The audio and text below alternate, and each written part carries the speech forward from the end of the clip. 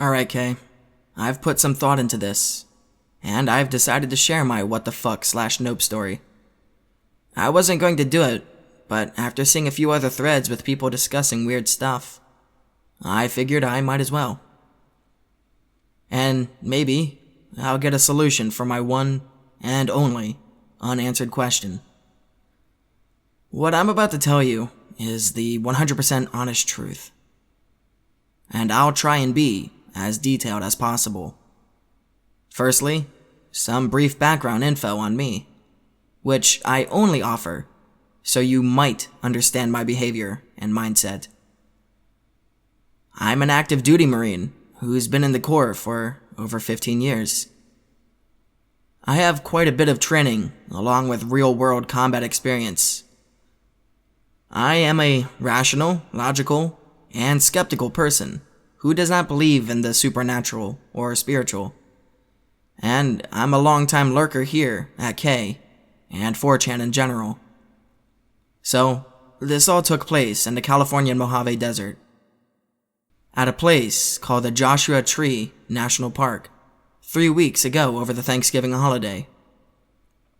I often go out on short camping trips, and this time I was out for one night of camping before the weather got too cold to tolerate it.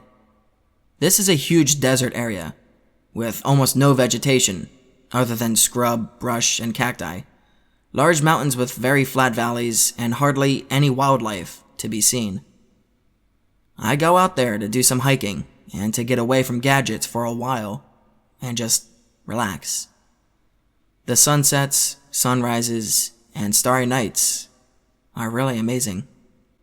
When I go out alone, I leave my wife a map of where I'm going on my trip, identical to one I also carry, along with a set timeline. I usually take a ruck with Duraflame log, so I don't have to burn the already sparse vegetation, basic survival gear with food and water, and I carry a Ruger 77 357. It's a bolt-action 357 rifle that uses 5-round rotary magazines, of which I take 3 more. I carry this because it's a national park, and no one gives me a hard time about it. It's reliable, very accurate, light, cheap to shoot, and powerful enough to kill a coyote from 100 yards if I need to.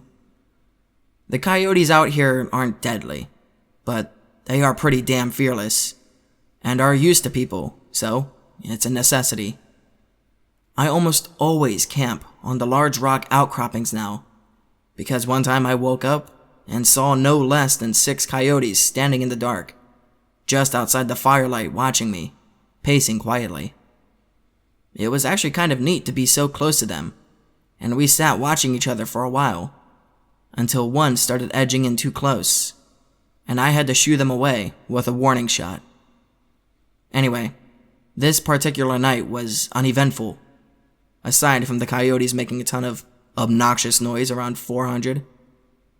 It was also pretty damn chilly, and since I was awake, I started heading back before the dawn even broke.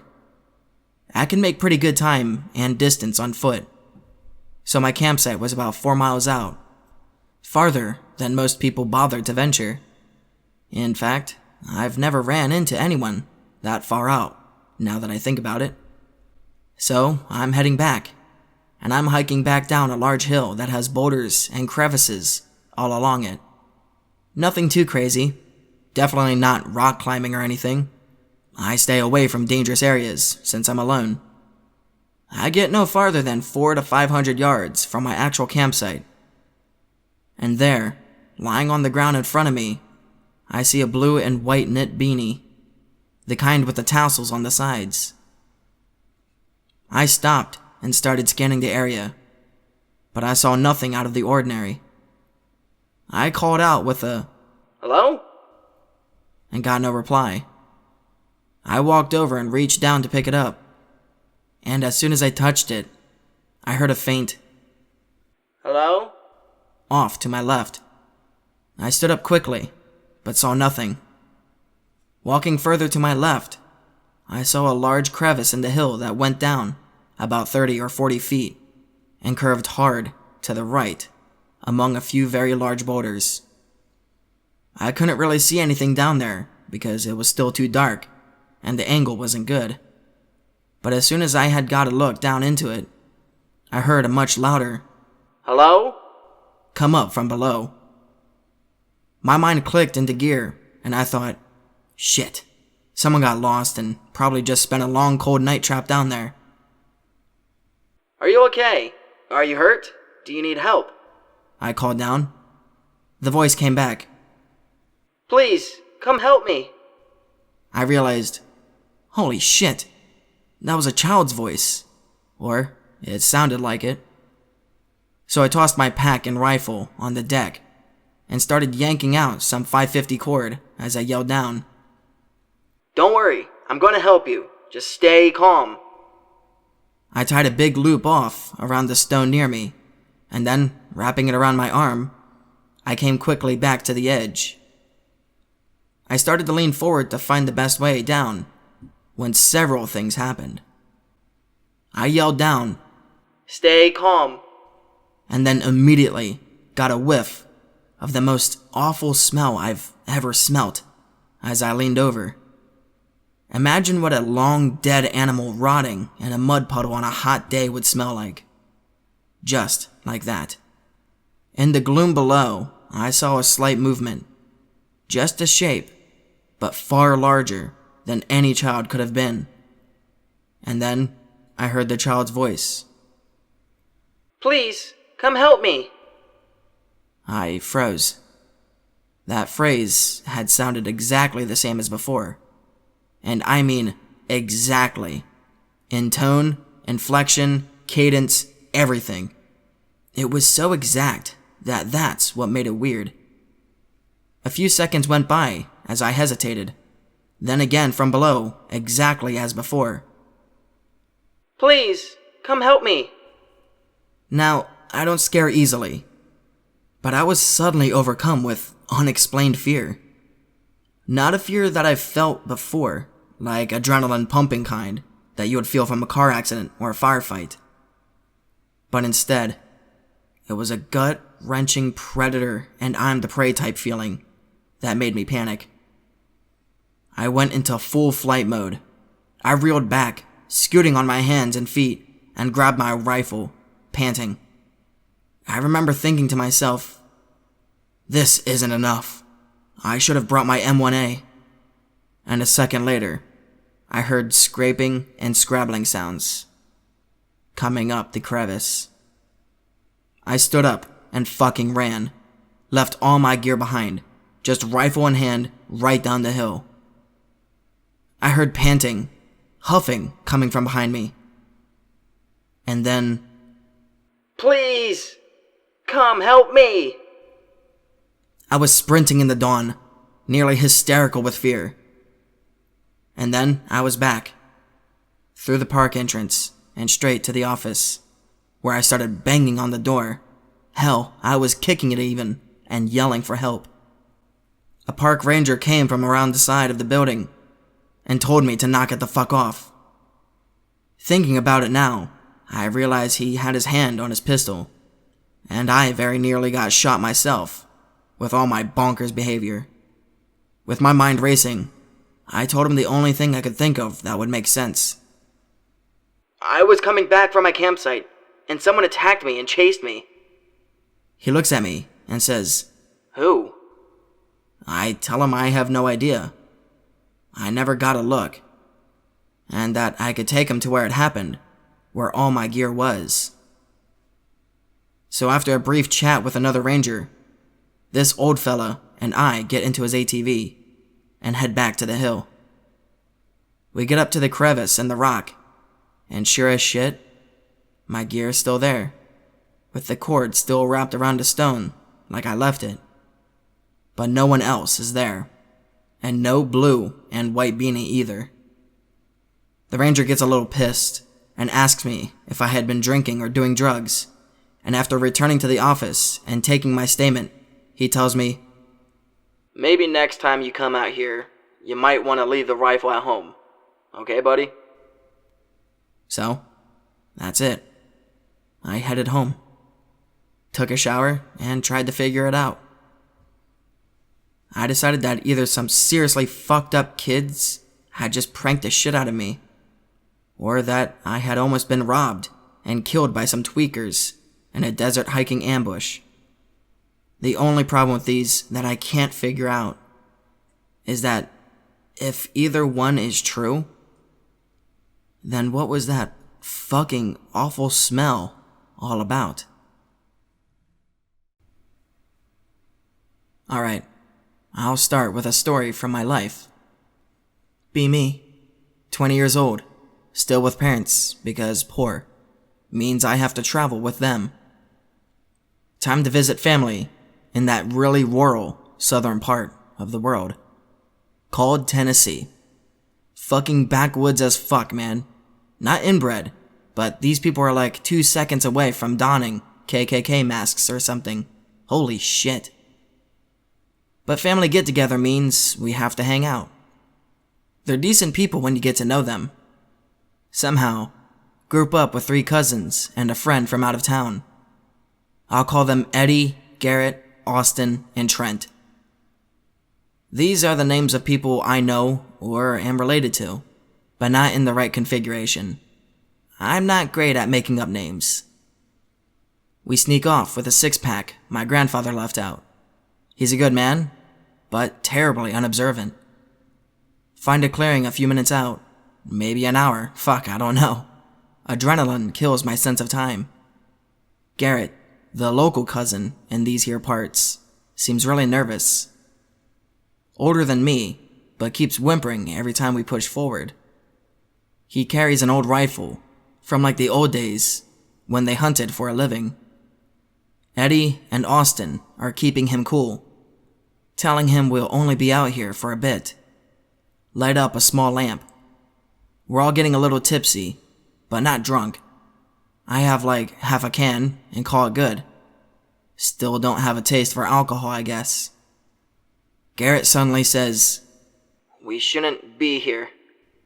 Well, no shit, we stole beer from our hick grandpa. No, man, we really shouldn't be here. We should leave. We debate arguing. I'm digging the atmosphere. Suddenly, it gets really fucking cold. We put on jackets we dragged along, but holy fuck, man, is it cold. We really shouldn't be here, guys. We have to leave.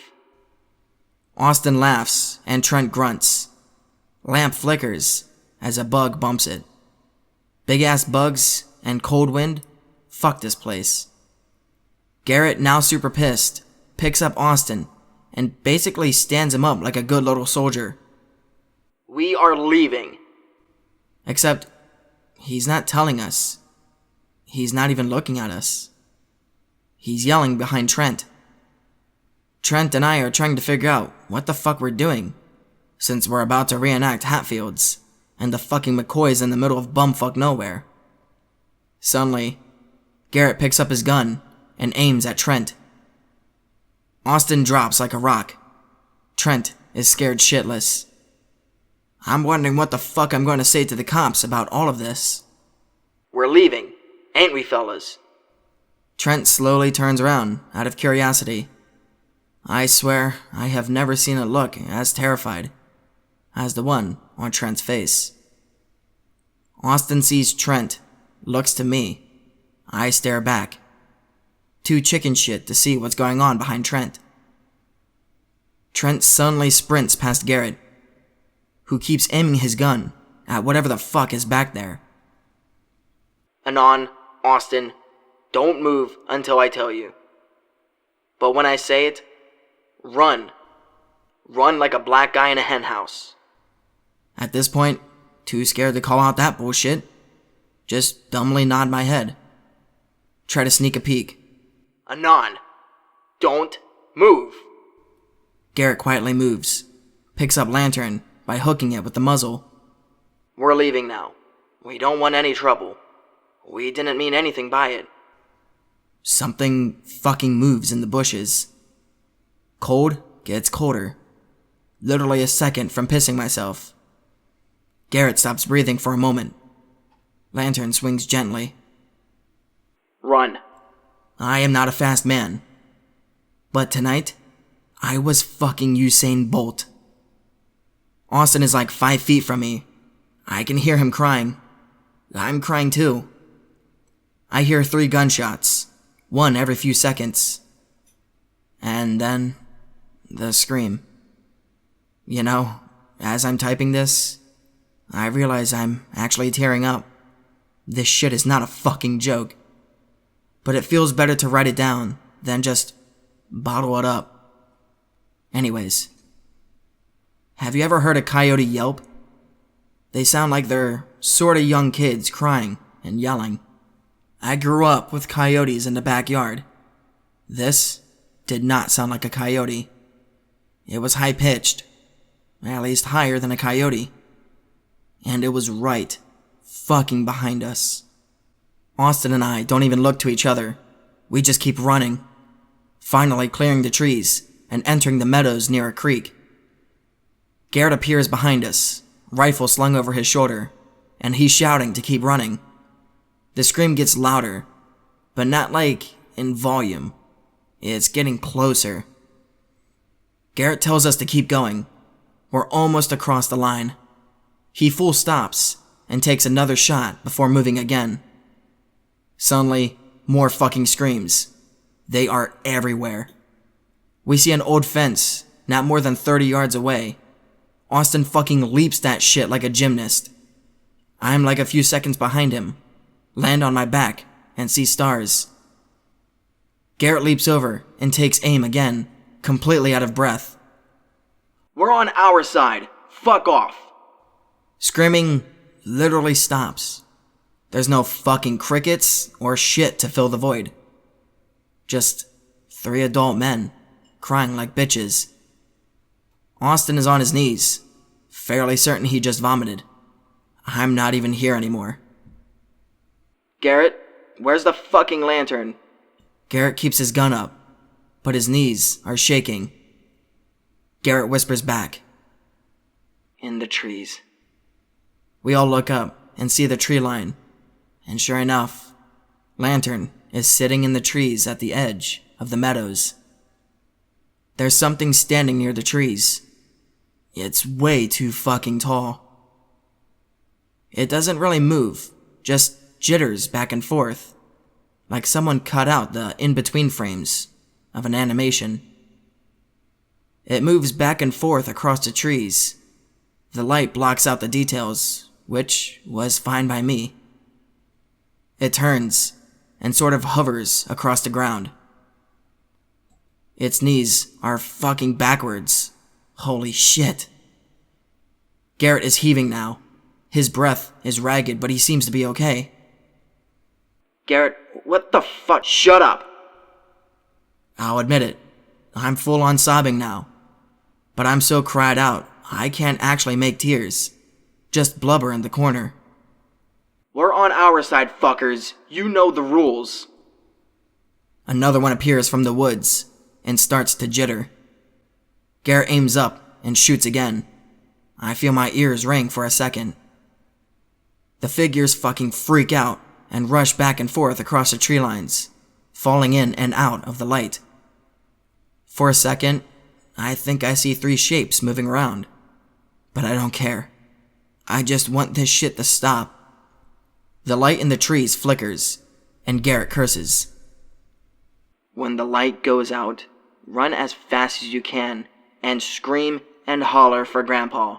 Don't stop even if I tell you to. Austin doesn't even argue.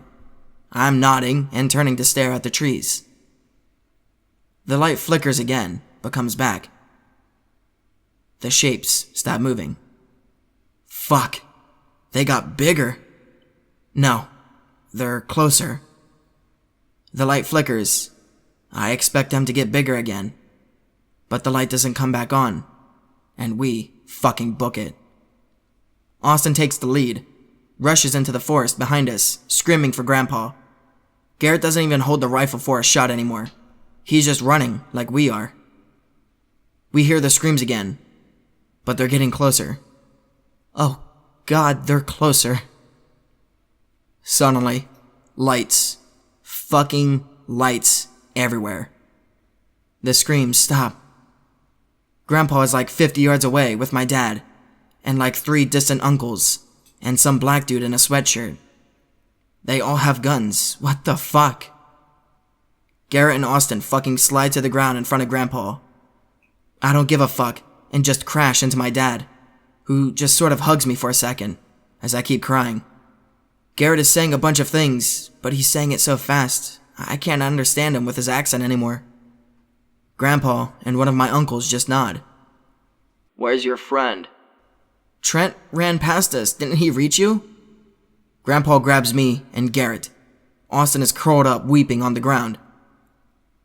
Take him to the house. Hide him in the guest room with no windows. They seen what he looks like. I fucking want to go home. Or to whatever the fuck counts for home.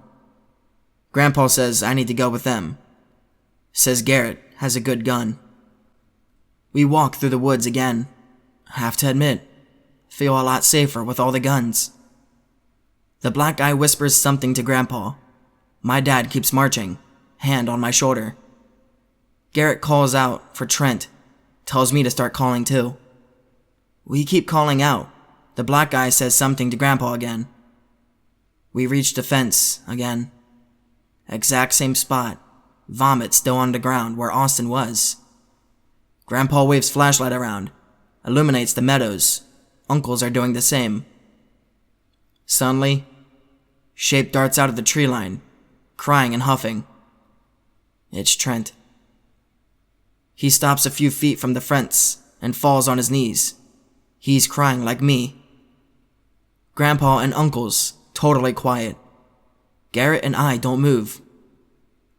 I thought I lost you guys back there at the campsite. I'm scared because nobody is saying anything. Garrett talks first. Where did you go, Trent? I got lost ahead of you. Got turned around, I guess. Grandpa leans in and whispers something into the black guy's ear. He nods. Dad tightens grip on my shoulder. Trent looks confused. Aren't you guys gonna help? Grandpa moves his gun a bit. Help with what? Help me get over there. The fence is tall and I'm tired. Grandpa and my uncles slowly lift their guns. What do you mean? You look fine. Haha, funny guys. Seriously, let me in. Grandpa is deathly serious now. I have never felt so scared of a man. Trent looks nervous, almost antsy now. Keeps looking back to the tree line. I felt like something was off, obviously, but I'm too fucking scared and stupid to figure out what it is. Help me over the fence. The black guy talks up. Come over here, kid. Trent fucking stops and glares at the black guy. Not you. You can't. It's not your property. Grandpa starts to raise the gun now. My dad tightens his grip. He's a friend of the family. He's not the owner. It's rude. Trent was invited to the reunion. Trent is still on his knees, but he feels like he's just waiting to pounce. You know that feeling of superiority you get when you stand over someone on their knees? I wasn't feeling that. Not one bit. At this moment, I realized what seemed so weird about Trent. He wasn't fucking breathing. Trent is now staring daggers at Grandpa. Uncles are training their guns on Grandpa. The black guy is just holding the flashlight on Trent's face. My dad whispers something into my ear along the lines of, Trent will be fine. Grandpa shoots the gun into the air, just like Garrett did, and then waits for the shot to stop ringing out. You aren't invited. This is our side. You know the rules. Grandpa and my uncles slowly start to back away. Garrett and my dad guiding me back. The black guy keeps the flashlight on Trent and moves in time with my grandpa. One of my uncles lag behind, nods to Grandpa, and keeps pointing at Trent while we back away. The black guy is slowly moving too. I shouldn't fucking look. I shouldn't fucking look. I fucking look. The light is still trained on Trent. But Trent is moving to the tree line. He's moving to the trees, like he's a puppet being dragged back. I wanted to scream, but it's caught in my throat, and my father grabs my head and turns it forward. Trent will be fine, Anon. The screams start back up, but they're distant. Garrett looks over his shoulder, but Grandpa keeps marching. We make it to the house. The party is dying down. I head inside. I'm basically numb now. I hear Austin crying from one of the rooms. Dad takes me inside, lays me down, and tucks me in for the first time since I was 10. The 20-year-old in me is indignant. The terrified little shit I am doesn't care. I spend the rest of the night staring at a wall before falling asleep to the sound of gunshots and far-off screaming. I wake up the next day. Grandpa is sitting at the table with most of the extended family, smoking and reading. Garrett is playing with some of the younger cousins. Austin is watching television. Dad hands me some eggs and a piece of toast. Smiles at me like nothing fucking happened. Garrett sees me, smiles and motions me over. Trent went home this morning. He's okay. Nobody is fucking okay. Who the fuck said we were okay? What the fucking fuck happened? Garrett gives me a look and quietly states, as matter-of-factly as possible. Last night didn't happen. Trent is okay. Drop it. I found out later that Trent had been found by some neighbors down the road. He apparently woke up in the brush and booked it home. He was convinced he was hungover, and that explained all the bruises he found on his back and neck. I only asked my grandpa what happened once. He just said that he's had trouble with the people on the nearby land.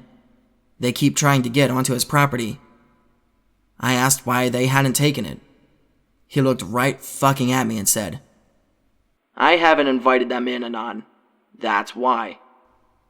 He wouldn't answer anything after that. Just said, not a problem, to everything. It's been 3 years since then. I had various visits to family that ended with similar results, but nothing has ever come close to the fear that I felt that night. Part of me wants to look it up and see what the fuck those things are. Another part is desperately repressing that urge.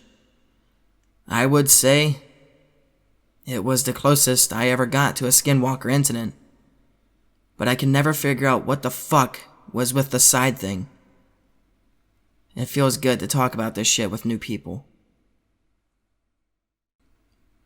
Grow up in the countryside. Homeschooled because my parents don't trust the government. Otherwise, they were great parents though. Don't have any neighbors or siblings, so no friends. Parents buy me comic books to spark my imagination.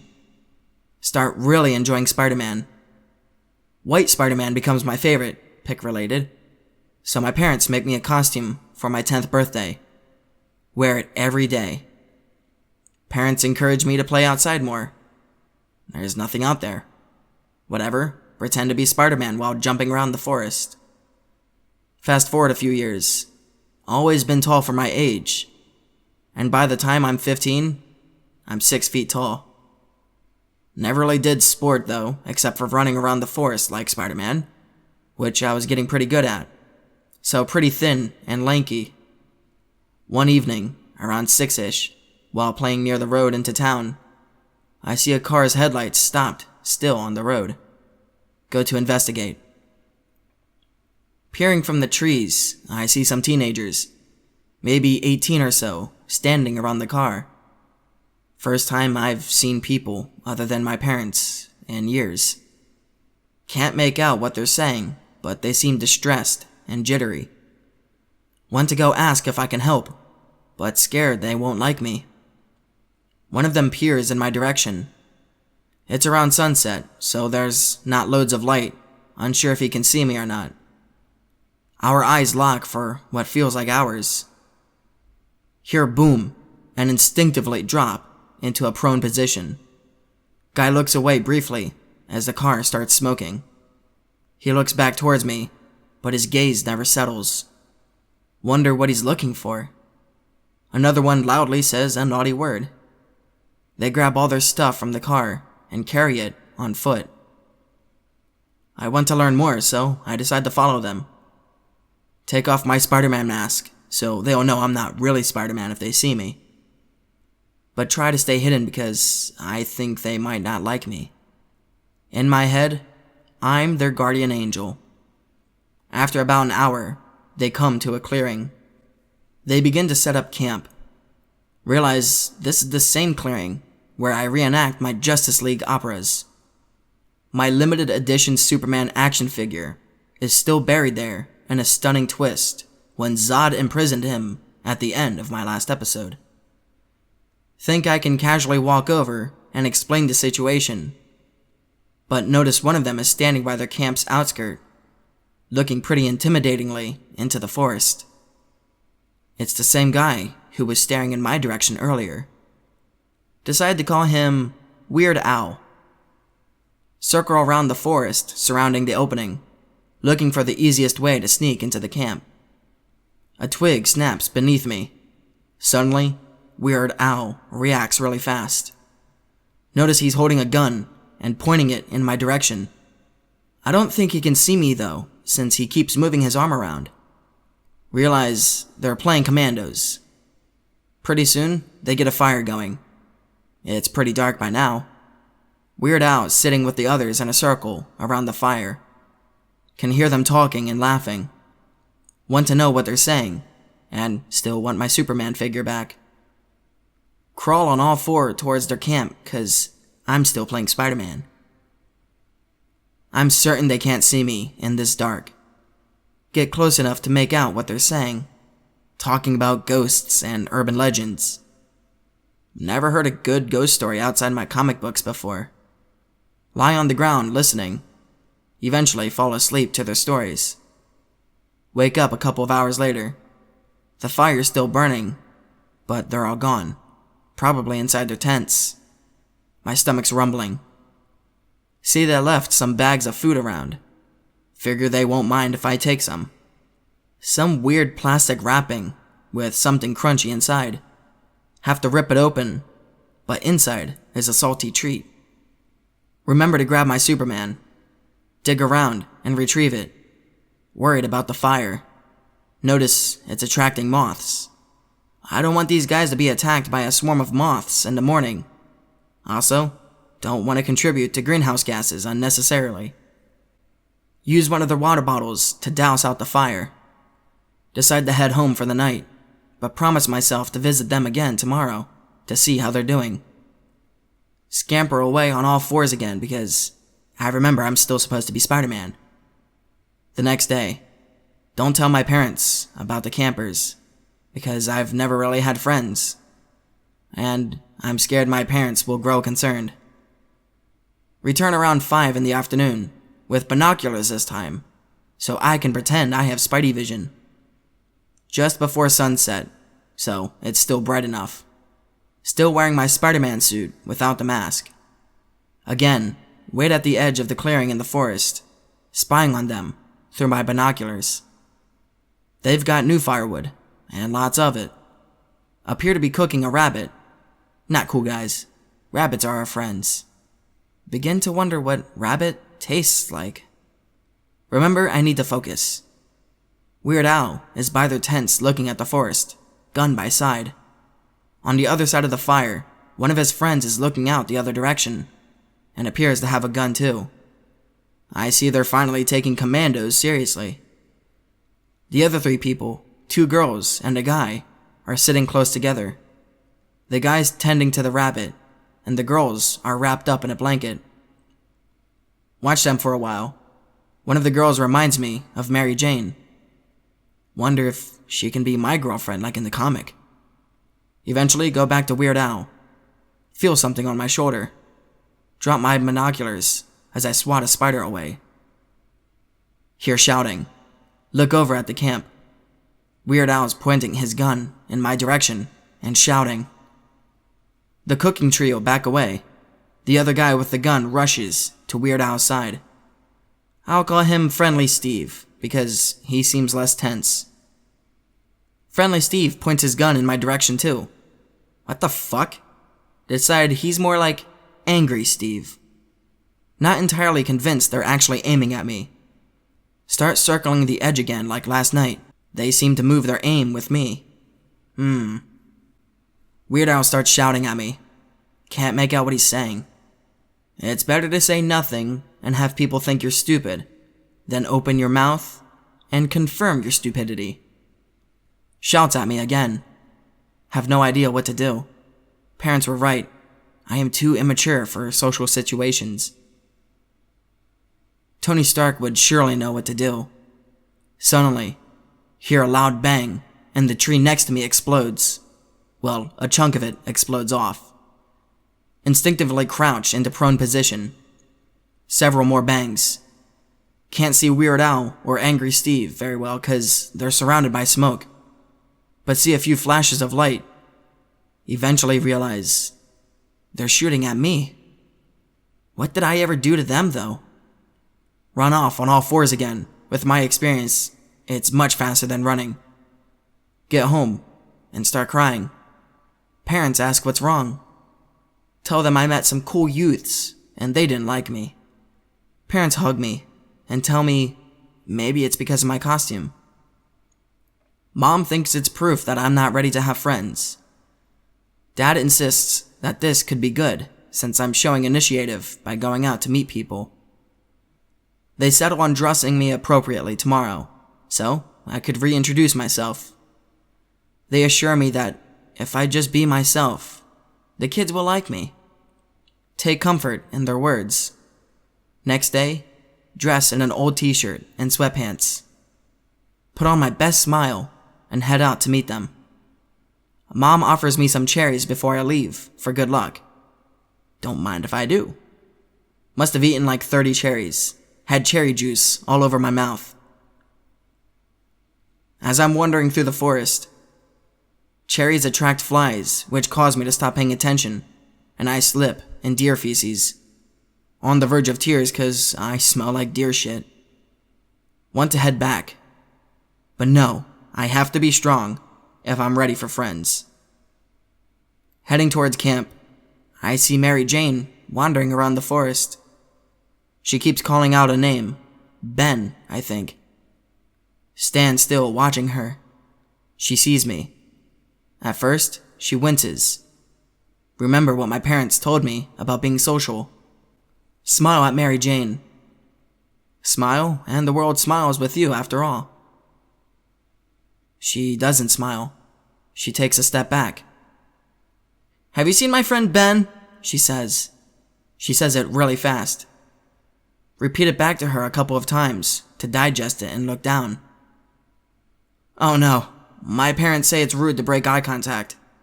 Look back at her in the eye. Well, she says. Again, I repeat it. Think and then say, your friend Ben, I have not seen. So she'll think I'm mysterious and mystic. Notice she's covering her nose. Why? She suddenly looks really scared. I go to comfort her, and she immediately runs off into the forest. That was weird. Carry on, and come to the old factory river. You should never swim in it, because there was a factory upstream that leaked its sewage into it. My dad was really upset about it, but apparently it wasn't illegal due to some weird loophole or something. Hear talking. Crouch low and walk downstream towards the voices, hiding behind bushes. See Weird Al and Angry Steve playing in the water. See all their stuff about 100 meters away on the shore. Their guns. Guns are bad, my parents always say, and as the only resident on site, it's my duty to confiscate them until they're ready to leave. Walk over and take them. Weird Al and Angry Steve don't even notice, too busy playing around. Guns are heavy, and so after around 20 minutes, I put them in a ditch and cover them with leaves so I can get them later. Carry on towards their camp. Get there, and it's empty. Not a soul in sight. Rabbit leftovers are on a spit over the fire's remains. Since no one's around, I decide to take a bite of the rabbit, just to taste it. Easier said than done. End up accidentally breaking the spit trying to tear a bit off. Lose my balance and trample over one of the tents. Whoops. Draw a peace sign in the dirt in Kryptonian as a way of apologizing. The rabbit didn't even taste very good in the end. Make my way back home. I would return in the evening. Gets dark out, and I've changed my clothes. I'd completely forgotten about the cherries on my face. Mary Jane must have thought I was some sort of cherry bandit. Face is all washed now, though. Put on my best suit. After all, this is my last chance to make friends. Thinking about it, up until she ran away, me and Mary Jane actually got on pretty well. Maybe there's hope for us yet. Work my way back to the edge of the clearing. Their camp has a huge fire. They're all out of sight, though. No ghost stories, no cooking.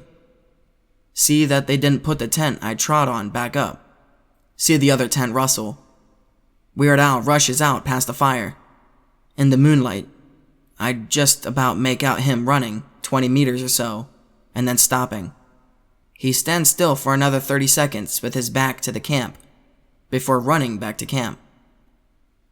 Just before he reaches the fire, he stops and looks in my direction. Has he seen me?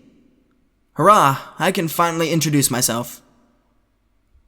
He starts shaking and shouting. Not wanting a repeat of yesterday, I make myself visible by stepping out of the bushes, so they don't think I'm a deer or something. Weird Al shouts at me, and this time I hear what he says. Ben, is that you? I repeat it back, then realize what I said. Of course I'm not Ben, idiot. Remember to smile. Find it hard to smile and talk, so just shake my head. End up accidentally shaking my whole body. By now, the rest of the gang has come out of the tent. I say the rest, but there's only 4 of them. One of the guys is missing. That must have been this Ben they were asking about. Begin to wonder myself where he is. They're all staring at me weirdly and shivering, even though it's summer. Where's Ben? I shout. Angry Steve whispers to Weird Al, and Weird Al shouts back that he doesn't know. Then he shouts at me. What have you done with Ben? If this is a game, I don't get it.